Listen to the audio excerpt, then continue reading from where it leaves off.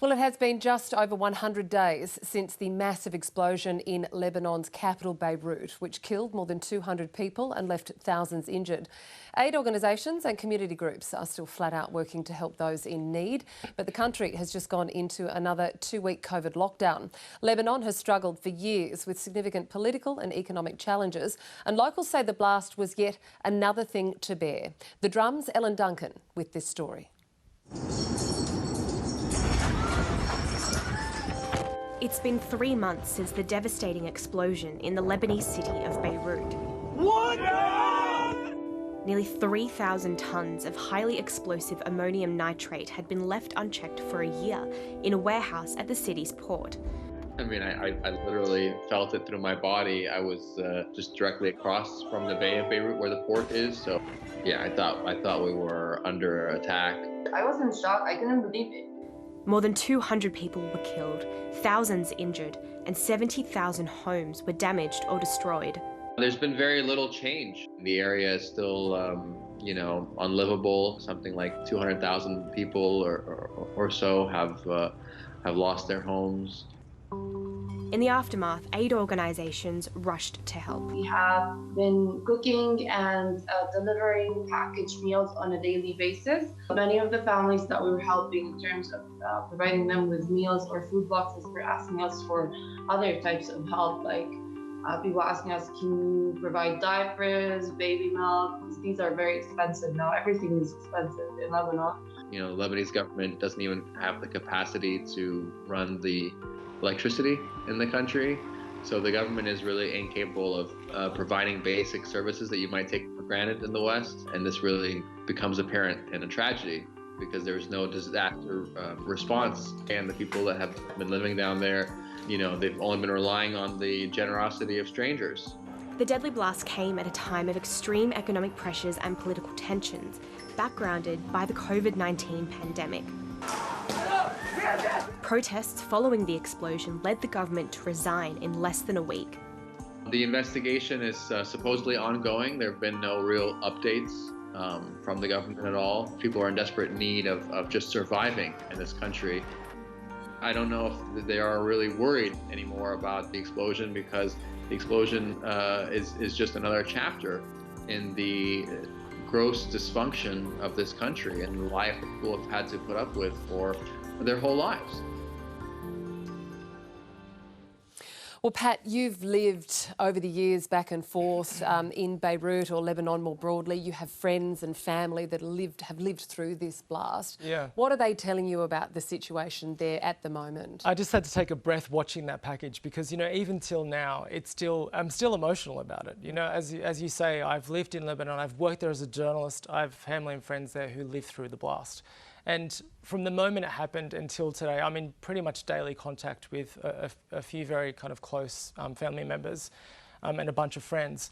And the thing that upsets me the most about this is, on one hand, I was completely overwhelmed that the day that this occurred, you know, every network, it was the lead story. You know, finally in Australia, everyone was covering my homeland, but for all the wrong reasons, you know, and this is the thing that I sort of toyed with. I was like, wow, finally people are going to pay attention to what's going on in Beirut, because before this explosion occurred, I had, you know, friends and family who were living through a horrible economic crisis. This is, you know, a population of people already on their knees.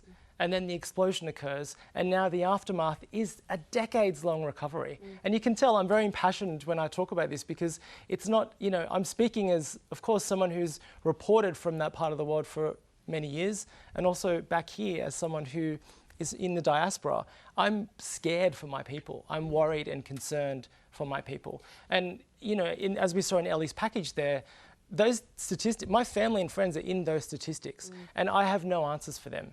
So at the moment, you know, when they call, I try to offer some solace and say it's going to get better, because that's really all I can tell them. The government's showing zero signs of doing anything they should be doing.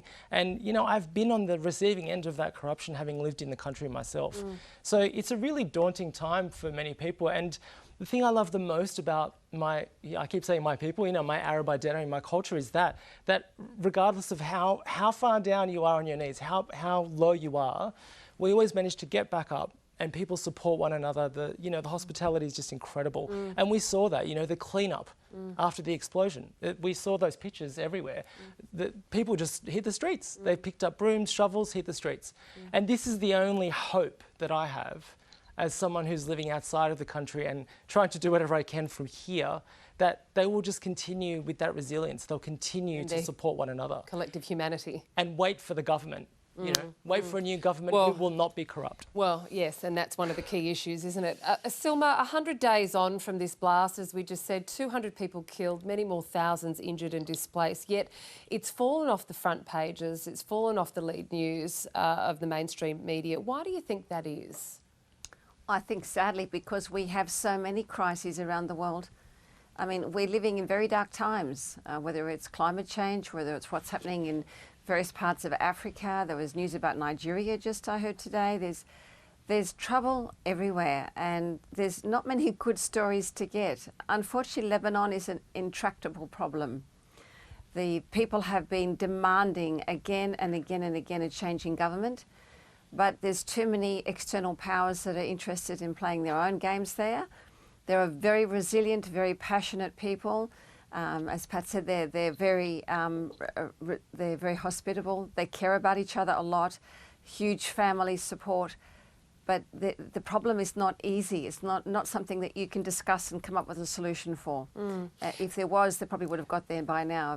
We live in a troubled world. The solution is get rid of the sectarian government. I mean, that's but how long have they been trying to do that for? And this is the thing. The fact that it did, this explosion and this horrible incident did get mass world attention. That, as I said earlier, when I was watching that, inside I was thinking, yes, it's finally going to happen, that we're going to turn the page. And I still do believe that, like the optimist in me does believe that. But nothing will change until we remove that sectarian structure to government. That is, full stop. Greg, as Pat was just saying, when it happened, it was world news. We saw the French President Emmanuel Macron there immediately saying there will be investigations, they will be independent, and that corruption would be looked into, calling for immediate change. What are the international obligations and what are Australia's obligations? Well, I think Silma is right that we just live in a time of crises everywhere.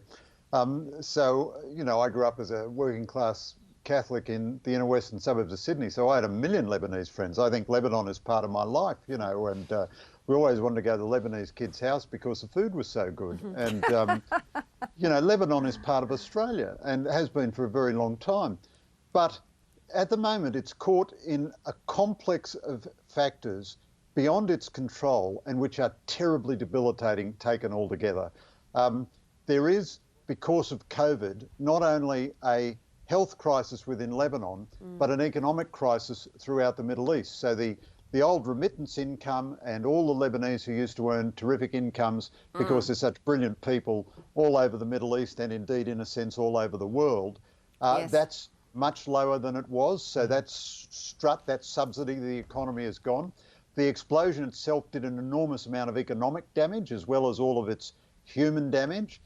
For a long time, the government has not been functional, and the old sectarian structure, what is it, a Maronite president, a Sunni prime minister and a Shiite speaker of the House, has been a delicate balance. I agree it doesn't work, but it's very hard to see what would work. At the moment, Silma is also right about the role of international actors.